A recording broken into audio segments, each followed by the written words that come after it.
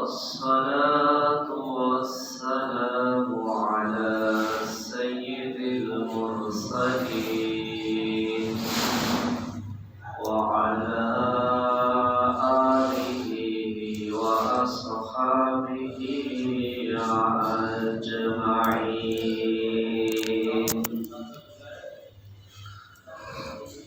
أعوذ بالله من الشيطان الرجيم.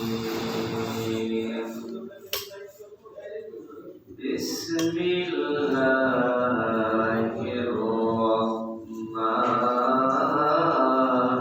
الرحيم. إن الله اشترى من المؤمنين أنفسهم وأموالهم بأن لهم الجنة. وقال رسول الله صلى الله عليه وسلم: اعبدوا الرحمن وأطعموا الطعام وأفشوا السلام تدخلون الجنة بالسلام. رواه الترمذي. إن الله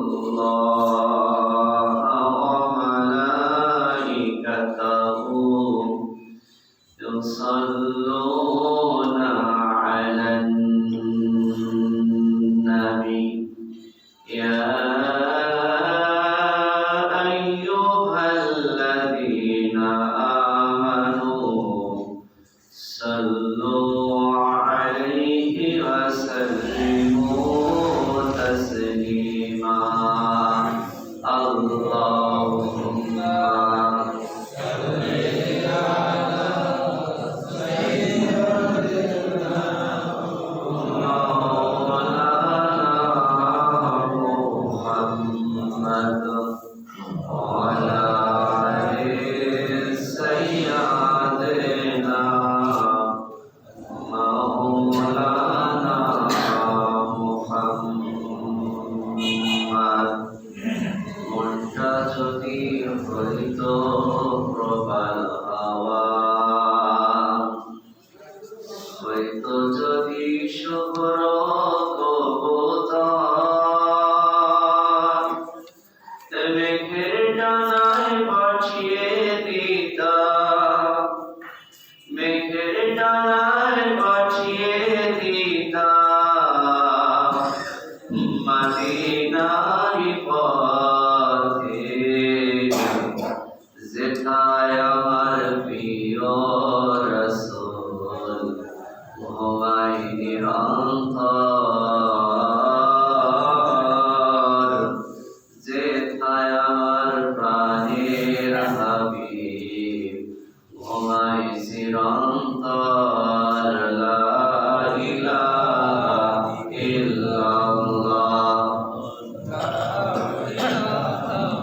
ইল্লাল্লাহ লা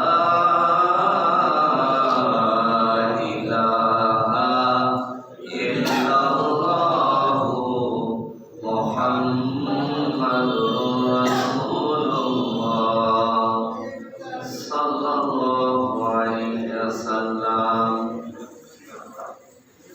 আলহামদুলিল্লাহ,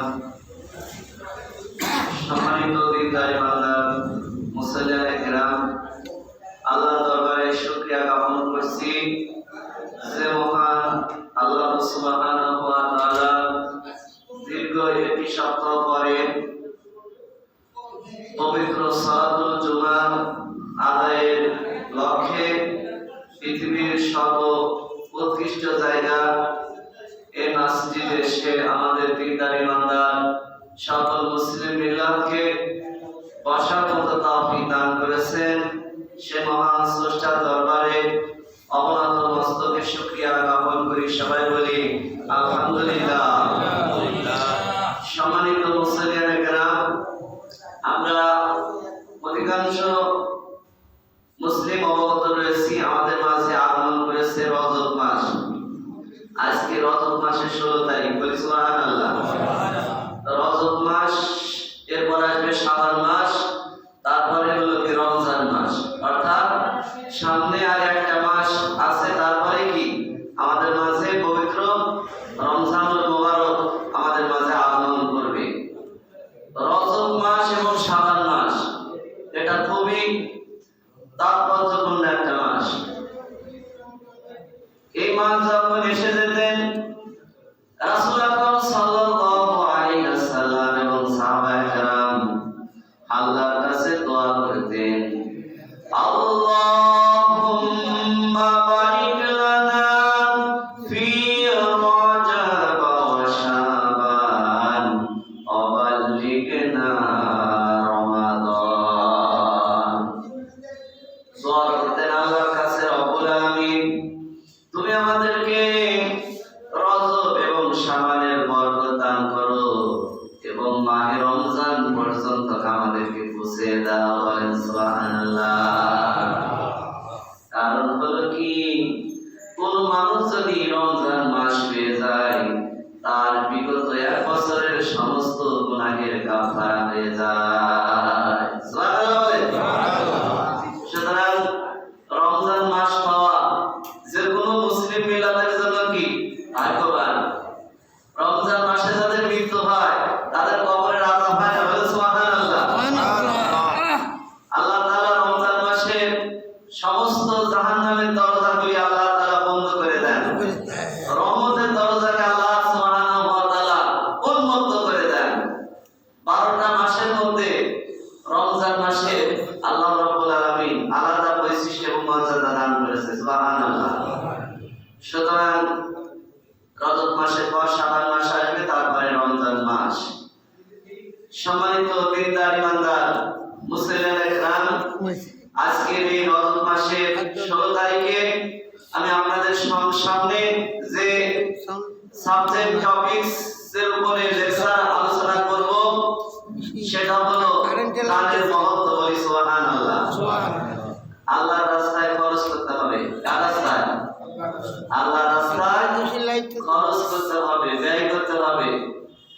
আমার আপনার জাগতিক এই পার্থিব জীবনের যে সম্পদ আমরা রেখে যাব, আমার আপনার মৃত্যুর পর আমাদের ছেলে মেয়ে স্ত্রী যারা ওয়ারিশ আছে, এই সম্পদ তারা ভাগ করে নেবে, কথা ঠিক কিনা?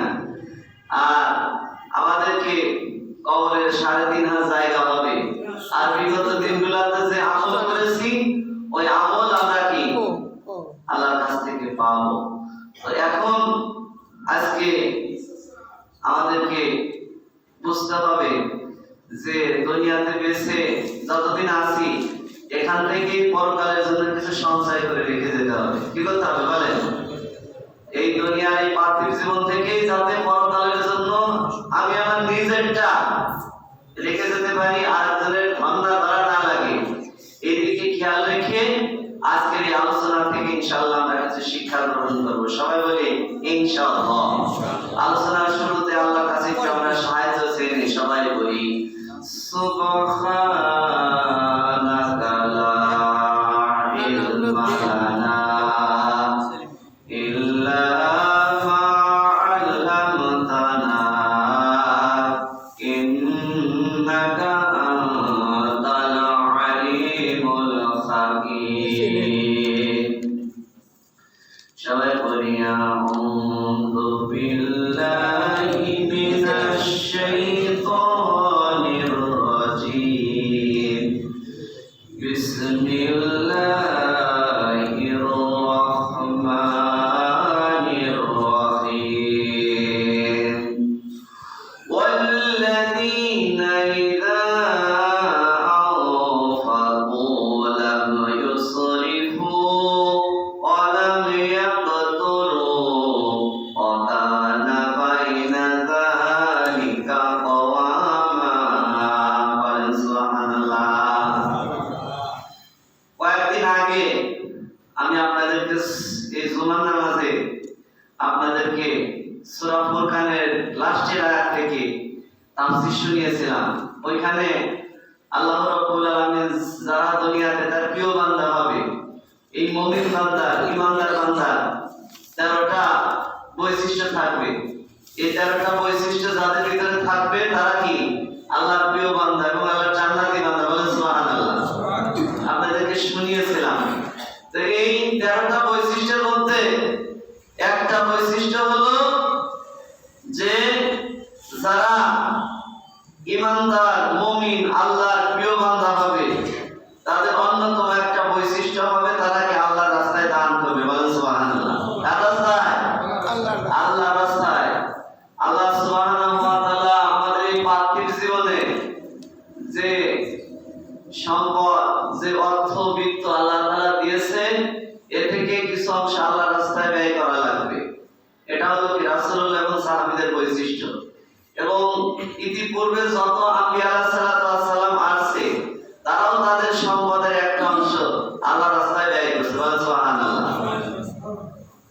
আল্লাহ বললেন যারা এই পৃথিবীতে রহমানের যারা প্রিয় বান্দা হবে তাদের অন্যতম একটা বৈশিষ্ট্য থাকবে, তারা আল্লাহর রাস্তায় আল্লাহর দ্বীনের জন্য তারা ব্যয় করবে, দান করবে।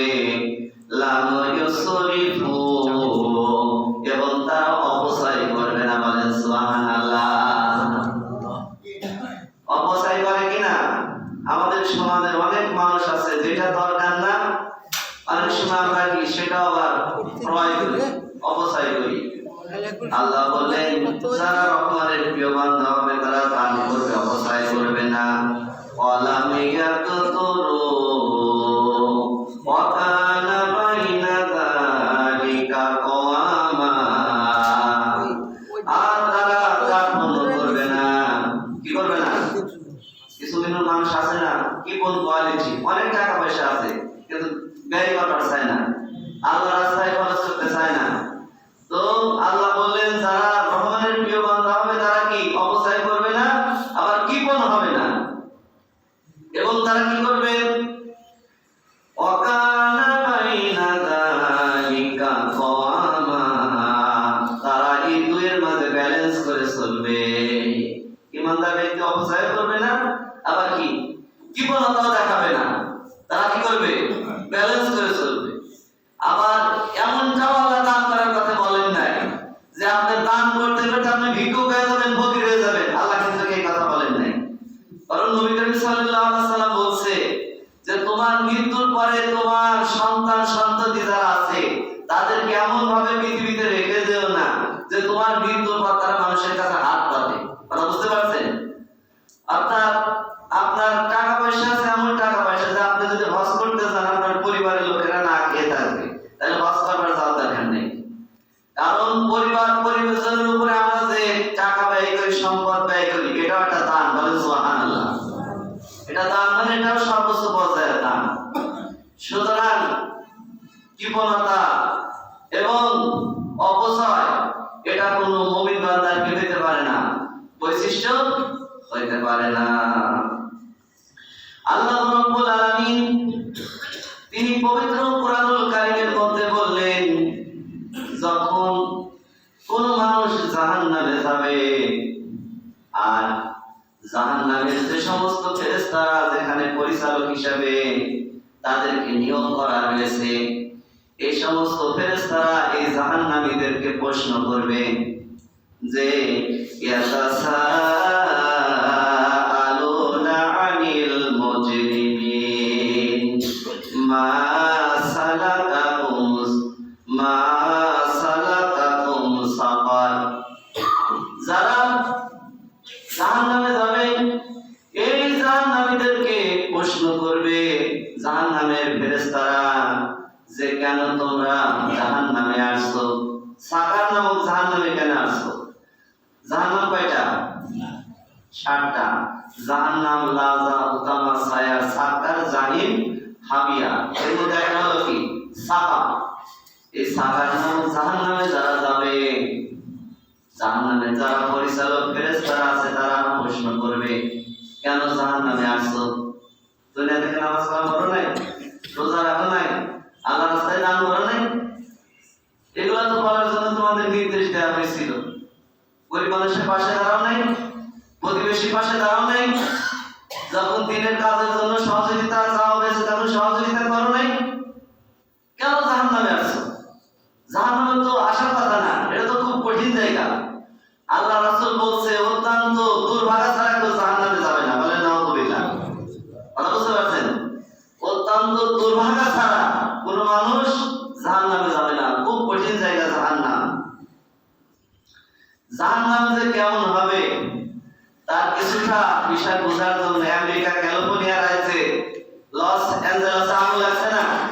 দেখবেন যে কি অবস্থা, আগুনের কি বিভীষিকা। আপনি যদি দেখেন আপনার ভয় লেগে যাবে। ওই তেলের গুদামে যখন আগুন লাগছে কিরকম একেবারে পেটে আগুন একেবারে উপরে দিকে উঠতেছে, কি বিভীষিকা, দেখলেও ভয় লাগে। এটা যদি দুনিয়ার আগুন হয়, জাহান্নামের আগুন এর চাইতে আরো বিকট। এজন্য কোনো দুর্ভাগা ছাড়া কেউ এই জাহান্নামে যাবে না। তো ফেরেশতারা বলবে কেন এই জাহান্নামে আসছো? তখন তারা উত্তর করবেন ক্বালু লাম নাকু মিনাল মুসাল্লিন। তখন এই জাহান্নামীরা উত্তর করবে আমরা জাহান্নামে এসেছি তার অন্যতম কারণ হলো আমরা নামাজি ছিলাম না। ইসলাম না বলেন? তাহলে একেবারে স্পষ্ট বোঝার দরকার আছে, যারা দুনিয়াতে নামাজ পড়বে না, নামাজের পাবন্দি করবে না, তারা কোথায় যাবে বলেন? জাহান্নামে যাবে। একেবারে কোরআনের স্পষ্ট দলিল যে আমরা জাহান্নামে আসার অন্যতম প্রধান কারণ হলো দুনিয়াতে আমরা নামাজি ছিলাম না। মসজিদে আযান হতো, আমরা কি মসজিদে গিয়ে নামাজ আদায় করতাম না। নামাজের কোনো গুরুত্ব আমাদের ভিতরে ছিল না। এই জন্য আল্লাহ বললেন ইন্নাস সালাতা কানাত আলাল মুমিনিনা কিতাবাম মাওকুতা। আল্লাহ বললেন নিশ্চয় নামাজ আমি নির্ধারিত সময়ে আদায় করা মুমিনের জন্য ফরজ করে দিয়েছি। বলেন সুবহানাল্লাহ। এখন কোন নামাজের সময় হয়েছে বলেন দেখি? এখন হলো সালাতুল জুমা পড়তো সামনে আমাদের, আমরা সালাতুল জুমা পড়ব। এখন যদি আপনি আসরের নামাজে নিয়ত করে দাঁড়ান, কাজ হবে? হবে না। কারণ আল্লাহ তাআলা নির্ধারিত সময় নামাজ আদায় করা মুমিনের জন্য ফরজ করে দিয়েছে। এখানেই শুধু শেষ নয়, আল্লাহর নবীজি বলেছেন আউয়ালু মা ইউহাসাবু বিহিল আবদু ইয়াউমাল কিয়ামাতি সালাহ। কিয়ামতের ময়দানে হিসাব যখন শুরু হয়ে যাবে, আল্লাহ তাআলা প্রথম হিসাব নিবে মানুষের কাছ থেকে নামাজের। কিসে বলেন? নামাজের হিসাব যারা যত সহজে দেবে তাদের জন্য জান্নাতের রাস্তা তত প্রশস্ত হয়ে যাবে। বলেন সুবহানাল্লাহ। এর জন্য জাহান্নামীরা যখন প্রশ্ন করলো কি কারণে জাহান্নামে আসছো, তখন তারা বলবে যে আমরা নামাজি ছিলাম না। এটা হলো ফার্স্ট কারণ। এরপরে তারা উত্তর দিবে দ্বিতীয় যে কারণে আমরা জাহান্নামে আসি, ওয়ালা মানাকুনু তু'ইমুল মিসকিন। এবং দুনিয়াতে আমরা দান খয়রাত করতাম না। দুনিয়াতে আমরা মিসকিন গরিব মানুষ আমাদের আশপাশ দিয়ে ঘুরতো, আমাদের কাছে সহযোগিতা চেয়েছে, পকেট ভরা টাকা ছিল, সহযোগিতা করার মতো যোগ্যতা ছিল, কিন্তু আমরা তাদের পাশে দাঁড়াই নাই, তাদেরকে সহযোগিতা করি নাই, তাদেরকে খাদ্য দান উদ্বৃত্ত করি নাই। এই দুইটা কারণে হলো জাহান্নামে আসি। বলেন নাউযুবিল্লাহ। এই জন্য নবী আমার বললেন ওই ব্যক্তি মুমিন নয়, ওই ব্যক্তি মুমিন নয়, ওই ব্যক্তি মুমিন নয় যার বাড়ির পাশে প্রতিবেশী না খেয়ে থাকে আর সে উদার পরিতৃপ্ত করে খেয়ে বাড়িতে ঘুমায় থাকে, ওই ব্যক্তি কখনোই মুমিন নয়। কথা কি বুঝতে পারছেন? নিজে খেয়ে দিয়ে সুন্দর সুন্দর পোশাক পরে পরিধান করে বেড়াবেন, আর আপনার বাড়ির পাশের মানুষ না খেয়ে কষ্ট করবে, তাদের খোঁজ খবর রাখবেন না, এর নাম ইসলাম ধর্ম না। কথা বুঝতে পারছেন? Islam is the complete code of life. ইসলাম হলো একটা পরিপূর্ণ জীবন বিধান। এখানে নিজে সুখে থাকবেন, নিজে ভালো থাকবেন, আর একজনের খোঁজ খবর নেবেন না, এর নাম ইসলাম না। পৃথিবীতে যত আম্বিয়া আলাইহিস সালাম যারা আসছিলেন এই মিশন নিয়ে তারা আসেন নাই, তারা মানুষের পাশে এসে দাঁড়িয়েছে, বলে সুবহানাল্লাহ। এজন্য যার যতটুকু সাধ্য আছে সে আলোকে মানুষের পাশে কি দাঁড়াইতে হবে, সহযোগিতা করতে হবে, নিজের পরকালের কাজ নিজেকেই করে যেতে হবে। আল্লাহ বললেন, হে বান্দাগণ, ইয়া আইয়ুহাল্লাযীনা আমানু, আল্লাহ তাআলা বলেন, হে ঈমানদারগণ। এই ডাকটা আল্লাহ তাআলা কাদেরকে দিয়েছেন জানেন? এই ডাকটা আল্লাহ সুবহানাহু ওয়া তাআলা দিয়েছেন মদিনাবাসীদেরকে, বলেন সুবহানাল্লাহ। মক্কা এবং মাদিনী সূরার কিছু বৈশিষ্ট্য আছে। মক্কাতে যে সূরাগুলি নাযিল হয়েছে তাকে বলা হয় মাক্কি সূরা। রাসূল আকরাম সাল্লাল্লাহু আলাইহি ওয়াসাল্লামের উপরে রিসালাতের দায়িত্ব অর্পিত হওয়ার পরে মক্কাতে প্রায় 92 মতান্তরে 86টি সূরা নাযিল হয়েছে, বলেন সুবহানাল্লাহ। তো এই সূরাগুলোর ভিতরে আল্লাহ তাআলা ইয়া আইয়ুহাল্লাযীনা আমানু শব্দটা ইউজ করেন নাই, কথা বুঝতে পারছেন? তো আল্লাহর নবী যখন মক্কা থেকে 622 খ্রিস্টাব্দে মদিনায় হিজরত করলেন, হিজরত করার পরে তার কাছে যে সূরাগুলো নাযিল হয়েছে এগুলাকে বলা হয় মাদিনী সূরা, বলেন সুবহানাল্লাহ। 22টি মতান্তরে 28টি সূরা নাযিল হয়েছে মাদিনা। এই সূরাগুলিতে আল্লাহ তাআলা যখন আয়াত নাযিল করলেন সেখানে ইয়া আইয়ুহাল্লাযীনা আমানু বলে মুসলমানদেরকে ডাক দিয়েছে, বলেন সুবহানাল্লাহ। আর মক্কাতে যে সূরাগুলি নাযিল হতো আল্লাহ তাআলা সেখানে ইয়া আইয়ুহান নাস, এ মানব সকল বলে তাদেরকে সম্বোধন করেছে, বলেন সুবহানাল্লাহ। তো এখন আল্লাহ রাব্বুল আলামিন ঈমানদারদেরকে ডাক দিয়ে বললেন, হে ঈমানদারগণ শোনো, হাল আদুল্লুকুম আলা তিজারাতিন তুনজিকুম মিন আযাবিন আলীম, হে ঈমানদারগণ আমি কি তোমাদেরকে অবহিত করব না এমন একটা ব্যবসা সম্পর্কে, এমন একটা ব্যবসার থিম কৌশলকে আমি আল্লাহ তাআলা তোমাদেরকে শিখিয়ে দেব না, যে ব্যবসা যদি তোমরা করো তাহলে কঠিন আযাব থেকে তোমরা বেঁচে যাবে, বলেন সুবহানাল্লাহ। এমন একটা ব্যবসার অফার আল্লাহ তাআলা করলেন যে এই ব্যবসা যদি তোমরা করো তাহলে তোমরা বড় বড় বিপদ দুনিয়া এবং আখিরাতের বিপর্যয় থেকে আমি আল্লাহ রাব্বুল আলামিন তোমাদেরকে হেফাজত করব, তোমাদেরকে বাঁচাবো, বলেন সুবহানাল্লাহ। আচ্ছা বলেন আল্লাহ কি মিথ্যা বলছে? ওমান আসদাকু মিনাল্লাহি কিলা, আল্লাহ বলেন আমি কোনো মিথ্যা কথা বলি না, আমি যা বলি সব সত্য কথা। আল্লাহর নবী বলেন মান ক্বালা বিহি সাদাকা, আল্লাহ কোরআনে যা বলেন সব হলো সত্য কথা।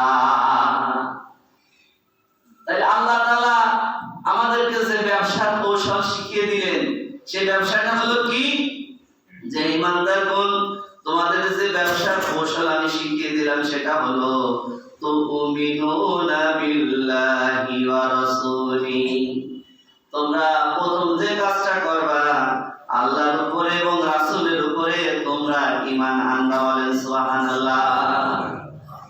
কারণ ঈমান ছাড়া কোন আমলে আল্লাহর কাছে গ্রহণযোগ্য হবে না, কথা বুঝতে পারছেন? মনে করেন যে কলসির ভিতরে পানি নিয়ে আসছেন কিন্তু কলসির নিচে ছিদ্র আছে, পানি কতক্ষণ থাকবে? ঘন্টাখানেক পরে কি দেখা যাবে আস্তে আস্তে পানি সব বেরিয়ে গেছে, কথা ঠিক কিনা? তো কোন মানুষের যদি ঈমান না থাকে, কোন হিন্দু বলেন, বৌদ্ধ বলেন, খ্রিস্টান বলেন, তারা যত ভালো কাজই করুন এই কাজের ধরুন পরকাল আল্লাহর কাছে তাদের কাছে আল্লাহর কাছে কোনো প্রাপ্তি নাই, কোনো প্রতিফল নাই। কিন্তু যারা ঈমানদার মুমিন মুসলমান আল্লাহর উপরে রাসূলের উপরে ঈমান এনেছে তারা যদি সামান্য যারা পরিমাণও কাজ করে, ভালো কাজ করে, তার প্রতিদান আল্লাহ তাআলা দেবে, বলে সুবহানাল্লাহ। স্বাভাবিকভাবে আপনি ধরেন একজন ছাত্র যদি রেজিস্ট্রেশন আর ফর্ম ফিল আপ না করে, সে কি এসএসসি পরীক্ষা দিতে পারবে? তাহলে এখন এই ঈমান হলো মনে করেন আপনার রেজিস্ট্রেশন আর ফর্ম ফিল আপ। তো আপনার ঈমান আছে আল্লাহর উপরে, রাসূলের উপরে, তাহলে কি আপনার এই পূর্ণ মিলে পরকালে কাজে লাগবে। তো আল্লাহ বললেন তোমাদের যে ব্যবসা আমি শিখিয়ে দিলাম সে ব্যবসার প্রথম হলো আল্লাহর উপরে, রাসূলের উপরে তোমরা কি করো? ঈমান আনো। অতুজাহিদুনা ফি সাবিলিল্লাহি বিআমওয়ালিকুম ওয়া আনফুসিকুম যালিকুম খায়রুল লাকুম ইন কুনতুম তা'লামুন।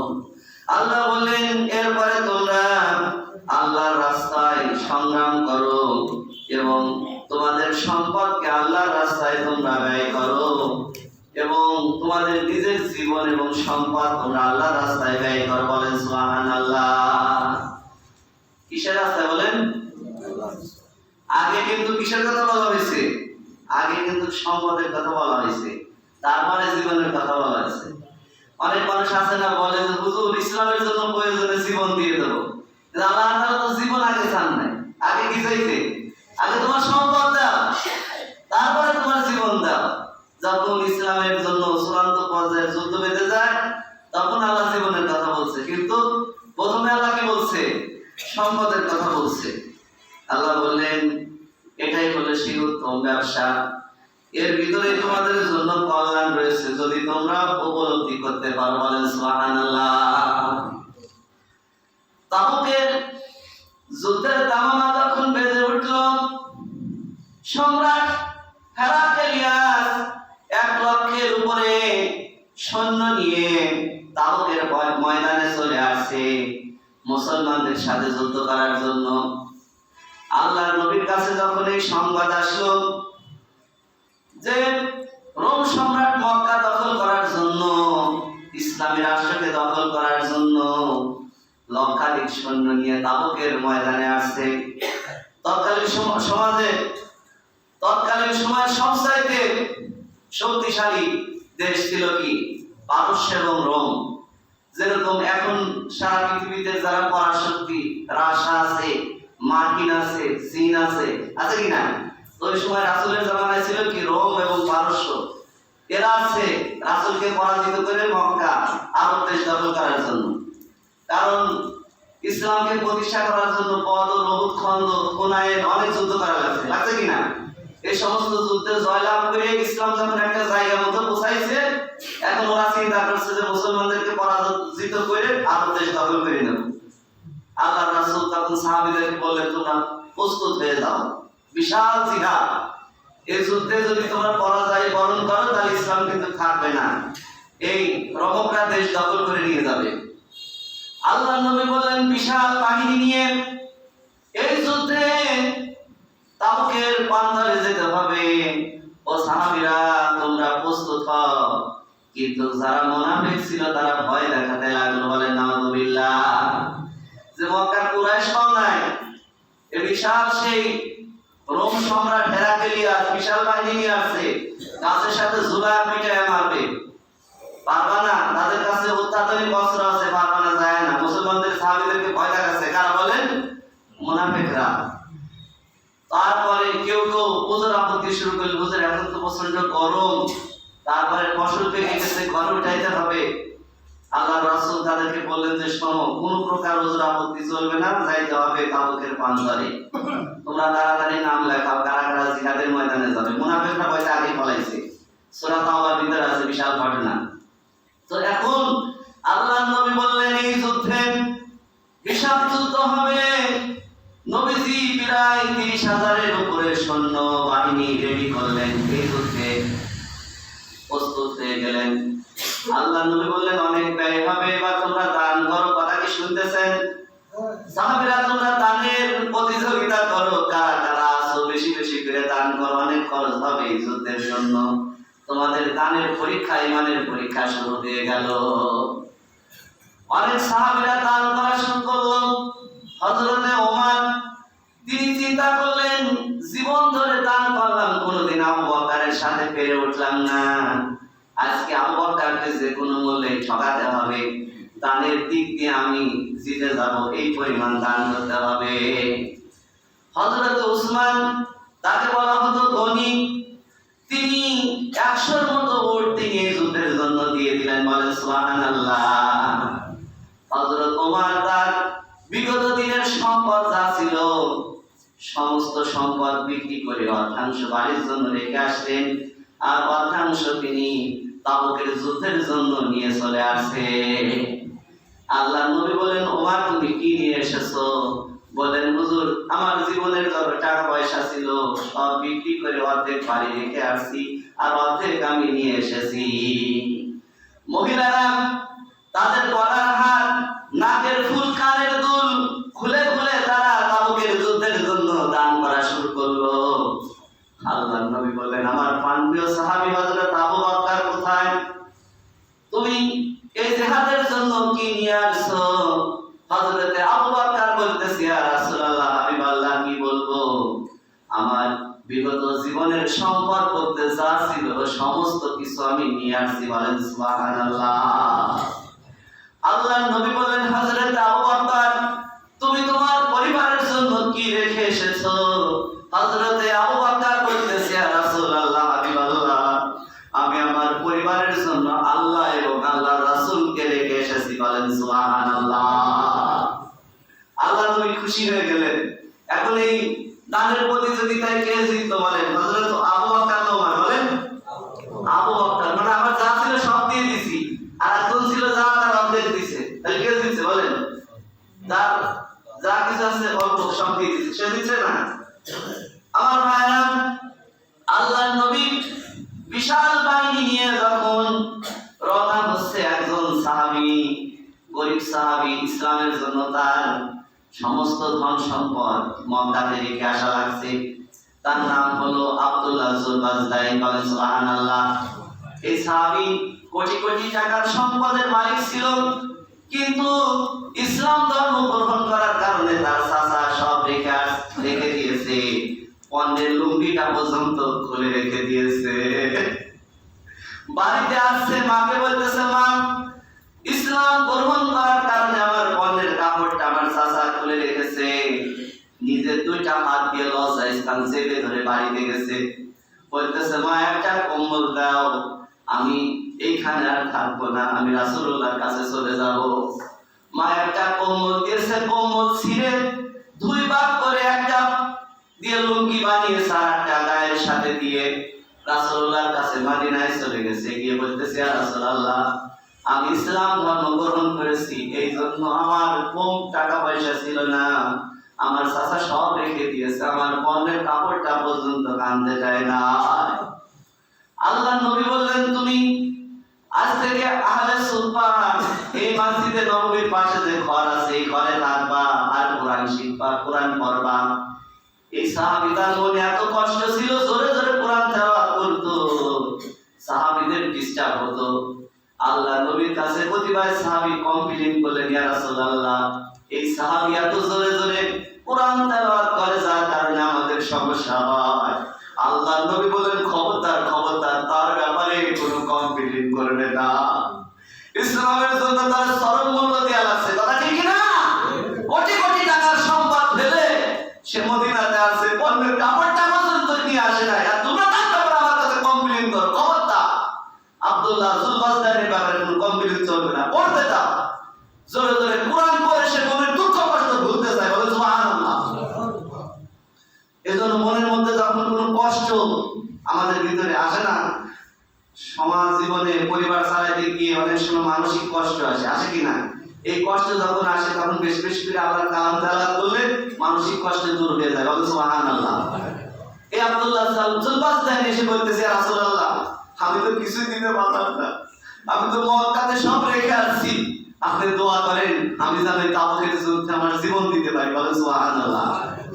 আল্লাহ নবী বলেন, একটা গাছের বাকল নিয়ে আসো। গাছের বাকল নিয়ে আসা হলো, আল্লাহ নবী আব্দুল্লাহ জুলবাজদাইয়ের গায়ের সাথে লাগায় দিলেন, আর বলেন, আল্লাহ, আমি কাফের বেদিনদের জন্য আব্দুল্লাহর রক্তকে হারাম করে দিলাম। বলে সুবহানাল্লাহ। আব্দুল্লাহ বললেন, ইয়া রাসূলুল্লাহ, আমি বললাম আমার জন্য দোয়া করেন, আর আপনি কাফেরদের জন্য আমার রক্তকে হারাম করে দিলেন। আল্লাহ নবী বললেন, আব্দুল্লাহ রে, তুমি যাও, এই যুদ্ধে চলাকালীন সময় যদি তুমি জ্বরে মারা যাও, তারপরও তুমি শাহাদাতের মৃত্যু লাভ করবে। বলেন সুবহানাল্লাহ। আসলে দেখা গেল যুদ্ধের ময়দানে যখন আব্দুল্লাহ যুল বুজদাইন গেলেন, জ্বরে আক্রান্ত হয়ে তিনি ইন্তেকাল করলেন। বলেন সুবহানাল্লাহ। সুতরাং সাহাবীরা এই যুদ্ধের জন্য অনেক দান করলেন, অনেক ব্যয় করলেন, তারা আল্লাহর সন্তুষ্টির জন্য। বলেন সুবহানাল্লাহ। এই জন্য আল্লাহ বললেন, ইন্নাল্লাহা শাতারা মিনাল মুমিনিনা আনফুসাহুম ওয়া আমওয়ালাহুম বিআন্না লাহুমুল জান্নাহ। আল্লাহ বললেন, নিশ্চয় আমি আল্লাহ তাআলা কিনে নিয়েছি, ক্রয় করে নিয়েছি মুমিনদের জীবন এবং সম্পদ এই জান্নাতের বিনিময়ে। বলেন সুবহানাল্লাহ। কথা বুঝতে পারছেন? এর চাইতে স্পষ্ট আয়াত কিছু থাকতে পারে? আল্লাহ বললেন, আমি যারা মুমিন, মুমিনের সম্পদ এবং তার জীবন আমি আল্লাহ তাআলা কিনে নিয়েছি। কিসের বিনিময়ে? যে আমি আল্লাহ সুবহানাহু ওয়া তাআলা তাকে জান্নাত দিয়ে দেব। বলেন সুবহানাল্লাহ। জান্নাত আমরা চাই কি না? কারা কারা জান্নাত হাত তোলেন। আপনারা বুঝতে ভুল করছেন। জান্নাত আমরা সবাই চাই, কথা ঠিক কি না?